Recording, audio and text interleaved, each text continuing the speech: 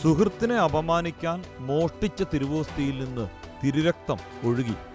1216 ജർമ്മനിയിലെ ബെനിംഗൻ 2 ധനികർ ഒരുമിച്ച് ധാന്യം പൊടിക്കുന്ന മില്ല് നടത്തിയിരുന്നു. 2 പേരും സുഹൃത്തുക്കളായിരുന്നെങ്കിലും അസമത്വത്തിലാണ് ജീവിച്ചിരുന്നത്. ഒരു ദിവസം അതിലൊരാൾ മറ്റേയാളെ അപമാനിക്കാനും പ്രകോപിപ്പിക്കാനുമായി വിശുദ്ധ കുർബാന സ്വീകരിച്ചിട്ട് വിശുദ്ധ കുർബാന നാവിൽ നിന്നെടുത്ത് അടുത്തയാളുടെ ഒരു മില്ലിൽ ഒളിച്ചുവെച്ചു. ആ മില്ലുടമയാകട്ടെ അതറിഞ്ഞതേയില്ല. വിശുദ്ധ ഗ്രിഗറിയുടെ തിരുനാൾ ദിനത്തിൽ തിരുവോസ്തിയിൽ നിന്ന് തിരുരക്തം ഒഴുകാൻ തുടങ്ങി. തിരുരക്തം മില്ലിന്റെ തറ വരെ ഒഴുകി. ജനങ്ങളും സഭാധികാരികളുമെല്ലാം ഇതറിഞ്ഞു.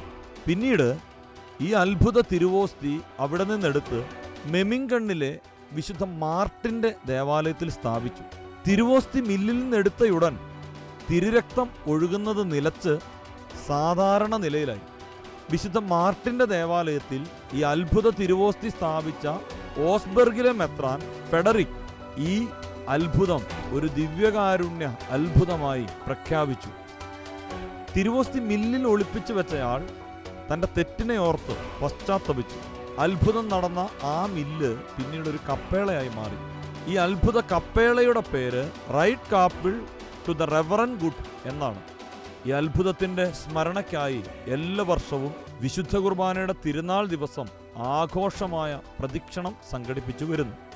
സുഹൃത്തിനെ അപമാനിക്കാൻ തിരുവോസ്തി ഉപയോഗിച്ച വ്യക്തിയെ മാനസാന്തരത്തിലേക്കും അതുവഴി അനേകായിരങ്ങളെ ദിവ്യകാരുണ്യ ഭക്തിയിലേക്കും നയിച്ച പരിശുദ്ധ പരമ ദിവ്യകാരുണ്യമേ, മറ്റുള്ളവരുടെ നന്മയ്ക്കും വിശുദ്ധീകരണത്തിനുമായി കൂടെ ദിവ്യകാരുണ്യം യോഗ്യതയോടെ സ്വീകരിക്കാൻ ഞങ്ങളെ അനുഗ്രഹിക്കണമേ.